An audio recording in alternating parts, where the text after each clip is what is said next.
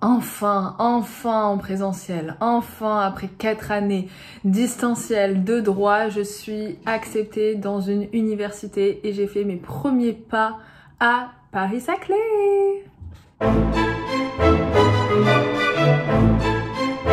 Hello à tous tout le monde, j'espère que vous allez bien, bienvenue sur ma chaîne YouTube, bienvenue dans cette nouvelle vidéo où je vais vraiment vous dire toutes les différences entre le distanciel et le présentiel. Donc je vais vous raconter un peu ma rentrée à Paris-Saclay. Voilà, ça fait à peu près 2-3 semaines que j'ai fait ma rentrée maintenant. C'est vrai que c'était assez tôt, c'était début septembre.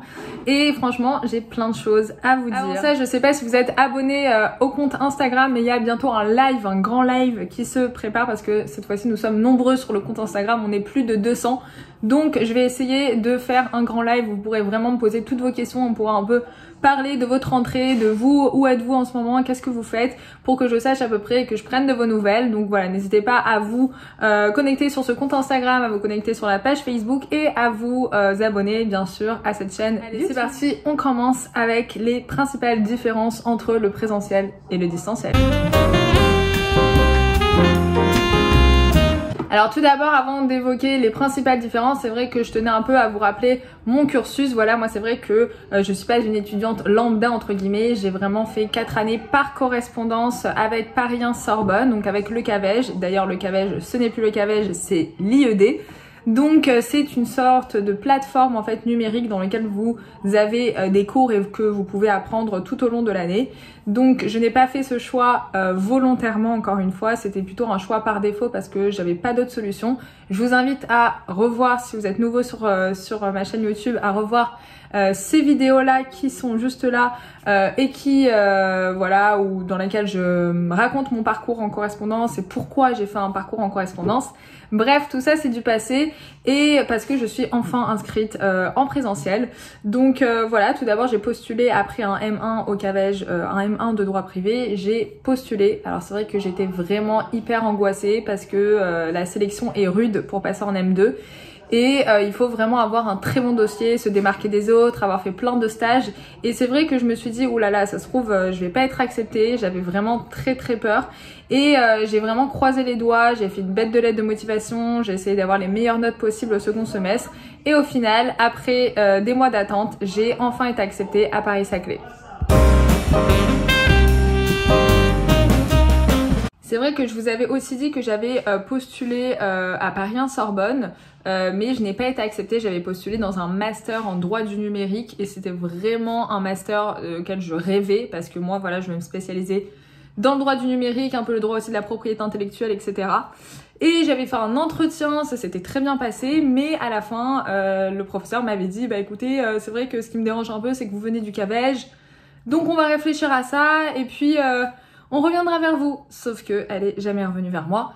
Donc malheureusement, ça a été vraiment un échec pour moi de pas être acceptée à la Sorbonne vu que j'ai passé toute ma scolarité à la Sorbonne, même si j'étais pas en présentiel, j'étais quand même étudiante à la Sorbonne en droit et le fait de pas être acceptée en master 2, bah je l'ai un peu mal pris parce que voilà, ok, j'étais au CAVEJ mais j'ai quand même eu un très bon dossier et franchement, j'ai pas compris parce que c'était vraiment la spécialité que je voulais. Au final, j'ai été acceptée à Paris-Saclay, donc en master 2 droit privé, donc je reste privatiste, je reste généraliste. Et c'est vrai que quand tu as une spécialité que tu aimes, de continuer en général, c'est bof. Franchement, j'étais un peu déçue. Après, je peux pas me plaindre parce qu'encore une fois, je sais qu'il y en a qui n'ont pas du tout été acceptés en master 2. Donc merci voilà, d'avoir été acceptée en master 2, je peux que être reconnaissante. Mais c'est vrai que si j'avais pu choisir, je n'aurais pas pris ce master. Bref, au final, il n'y a que Paris-Saclay où ça a été positif. Du coup, j'ai eu ma rentrée en septembre, début septembre. Et c'était la première fois de ma vie que j'allais à une rentrée universitaire. Et franchement, c'était assez bizarre parce que je me suis dit, ok, combien on va être, comment ça se passe. Enfin, je savais vraiment pas comment ça se passait parce que j'ai vraiment fait toute ma scolarité à distance. Et du coup, je suis arrivée à la pré-rentrée et au final, il y a eu beaucoup de blablabla des professeurs. Voilà, on n'est pas habitués, nous qui sommes à distanciel, d'écouter parler très longuement les professeurs, surtout qui radotent un peu et qui disent des choses qu'on sait déjà. Voilà, comment l'année va se passer, etc. C'est vrai que moi, quand j'étais au CAVEJ, j'étais vraiment un peu... Enfin, j'écoutais rien, j'avais des cours qui étaient directement retranscrits et je faisais que réviser mes cours, j'écoutais pas de professeur. Et là, le fait d'écouter un professeur, j'avais l'impression de retourner à l'école où j'étais comme ça dans ma petite table et je voyais tout le monde écouter comme ça et moi j'étais alors que j'étais pas du tout habituée. Donc ça m'a fait hyper bizarre, j'avais vraiment l'impression de revenir à 5 ans en arrière quand j'étais en terminale. Et au final, bah on s'habitue et tu te dis bon bah voilà, t'es encadré. Mon premier jour à Paris-Saclay, donc c'était des formes de TD. Il faut savoir qu'en Master 2, il n'y a plus d'amphithéâtre, c'est que des cours particuliers. Donc on est à peu près 26 dans ma promo.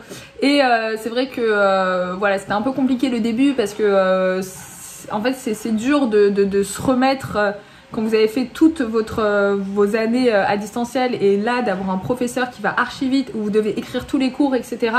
Alors que moi normalement j'avais tout retranscrit qui était déjà prêt.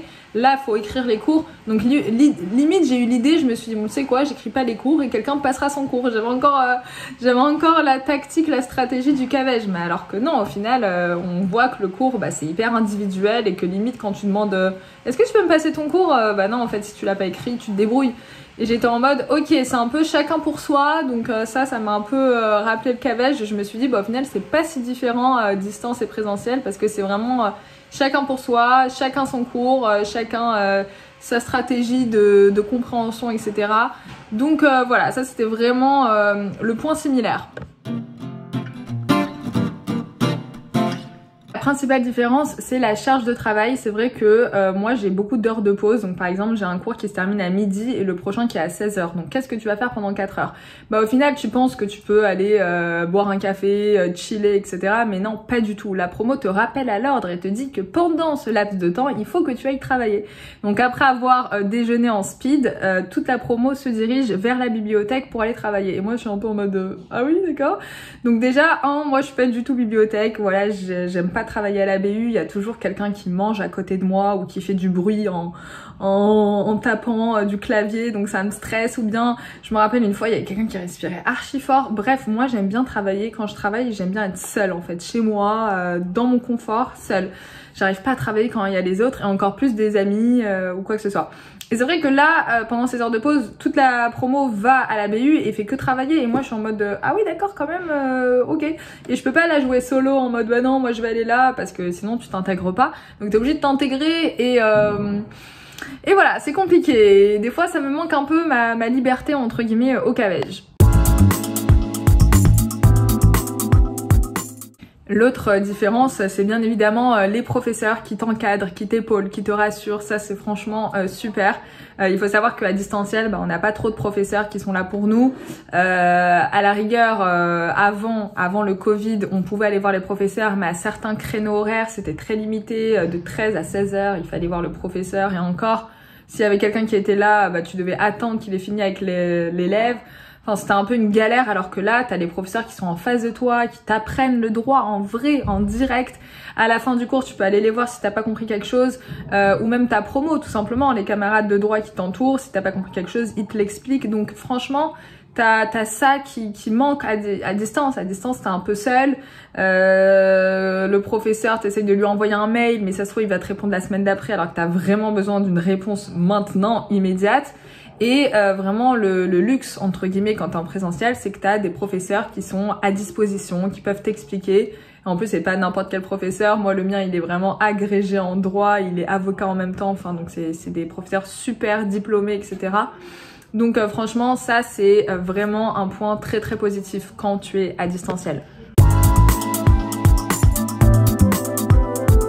Et bien sûr, la principale autre différence, c'est vraiment les devoirs.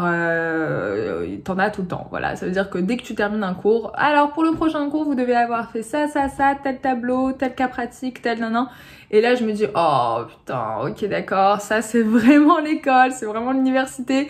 Et je me dis, ah ouais, parce que moi, quand j'avais les cours du cavège, limite, je travaillais 2 mois avant les examens. Ça veut dire que pendant 4 mois, je faisais que réviser, mais j'avais pas de devoirs. Et là, le fait d'avoir des devoirs chaque cours, tu te dis, ah oui, c'est vraiment du travail en plus. Et bon, c'est pas si mal, parce qu'au final, ça t'impose de travailler avant. Donc du coup, c'est assez cool, parce que voilà. Mais après, c'est très rigide, c'est très scolaire. Et franchement...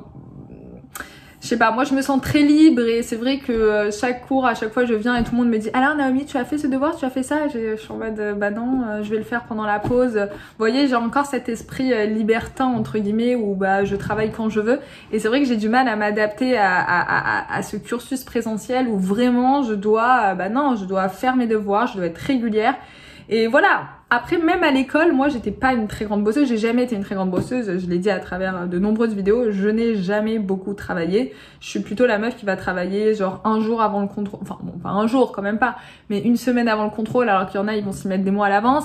Je suis comme ça. J'aime pas beaucoup travailler. J'ai pas besoin de beaucoup travailler. Donc c'est vrai que là, j'ai une promo avec moi qui est assez studieuse, qui travaille tout le temps, qui pendant les pauses, au lieu d'aller parler, d'aller boire un café, bah, ils vont aller à la BU pour aller travailler. Donc c'est vrai que des fois ça m'angoisse un peu, je me dis oh ça va, on peut se détendre quand même, mais voilà, je suis obligée aussi d'être à leur niveau parce que s'ils travaillent plus que moi, c'est peut-être qu'ils vont avoir des meilleures notes que moi. Or il faut quand même que j'obtienne cette année, donc du coup je me mets un peu la pression et je me dis bon bah Naomi, là peut-être il va falloir que tu bosses un peu plus que tes années où t'étais à distance.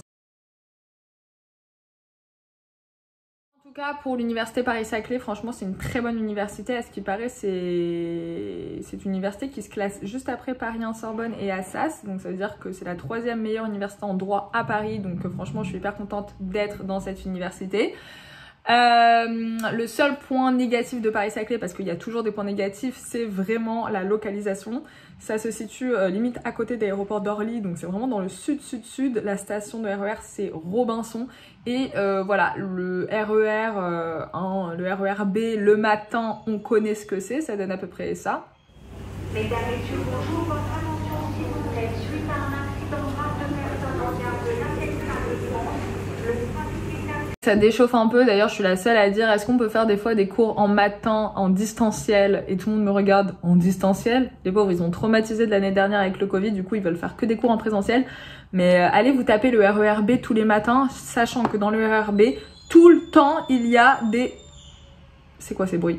Tout le temps il y a des problèmes, c'est insupportable, du coup je mets 1 heure dans le RER tous les matins. Bref, c'est le seul défaut de Paris-Saclay, sinon c'est une très bonne université. Si je pouvais vraiment résumer la différence entre mes années à distance et mon année là en présentiel, après c'est vrai que j'ai pas trop de recul parce que je viens à peine de commencer, mais je vois déjà une très grande différence. À distance, on est vraiment solo, on est un peu seul, on est un peu perdu, on est un peu dérouté, on est en manque de repères. Et alors qu'en présentiel, tu es directement en fait happé et encadré par que ça soit tes professeurs ou que ça soit par la promo ou que ça soit les horaires.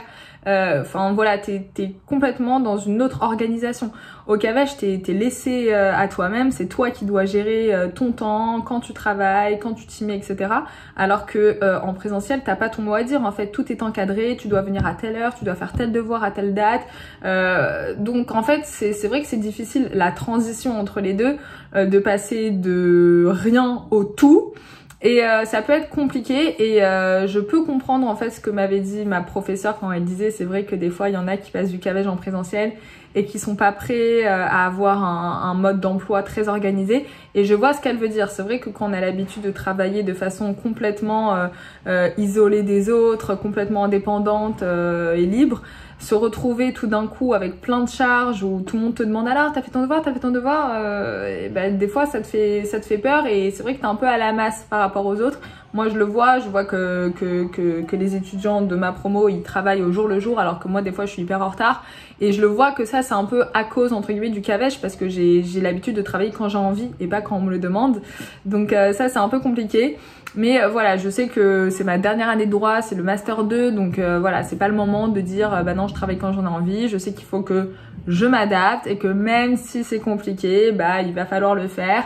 Et voilà, essayer de prendre des points positifs. Je sais que maintenant je suis avec des gens et tout, donc franchement je suis contente. Et vous, comment ça se passe dans votre université? Est-ce que vous avez un master? Est-ce que vous êtes en L1, en L2, en L3? Est-ce que vous êtes au CAVEJ ou en présentiel? Racontez-moi. Est-ce que peut-être vous aussi vous êtes à Paris-Saclay? Je ne sais pas, dites-moi tout en commentaire.